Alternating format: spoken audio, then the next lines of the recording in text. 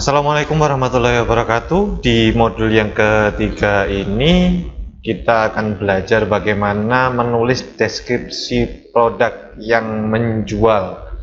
Jadi poin yang kami tekankan adalah deskripsi produk itu harus memberikan kepercayaan kepada calon customer. Jadi setiap posting produk usahakan memberikan sumber kepercayaan.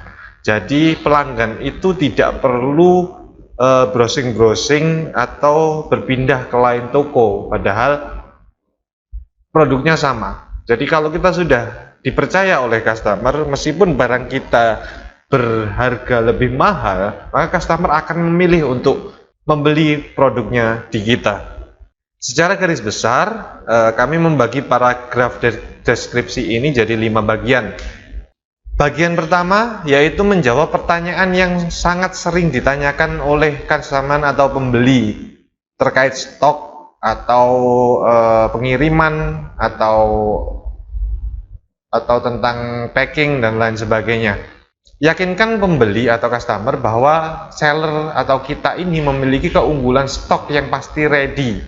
Meskipun teman-teman itu juga dropship.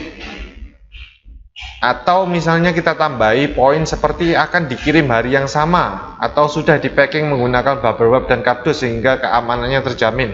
Poin-poin itu kita masukkan di bagian pertama. Jadi customer baca yang pertama itu langsung menjawab pertanyaan yang mungkin mereka akan tanyakan kepada CS. Bagian kedua, kita jelaskan bahwa produk kita tersebut, produk teman-teman tersebut adalah produk yang berkualitas dan dipercaya keasliannya.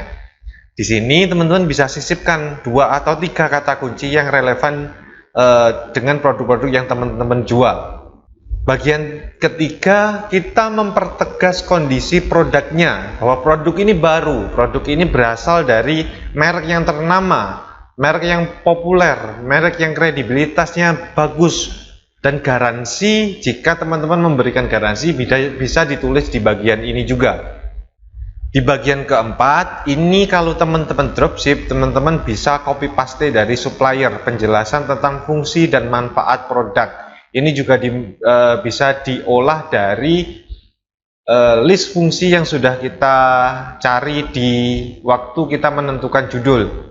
Jadi bisa ditulis di sini manfaatnya produknya apa, fungsi produknya apa, atau kalau teman-teman produknya ini sendiri, teman-teman bisa mengarang apa sih sebenarnya fungsi dari produk ini. Manfaat bagi customer itu dijelaskan di bagian ini.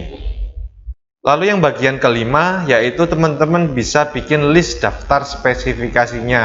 Jadi misalnya bahannya terbuat dari apa, ukurannya berapa, lalu part-partnya itu apa aja, itu bisa dimasukkan di sini. Jadi susunan ini itu tidak baku, namun teman-teman bisa jadikan referensi. Poin pentingnya ketika menulis kelima bagian ini adalah posisikan teman-teman ini sebagai pembeli saat menulis deskripsi ini.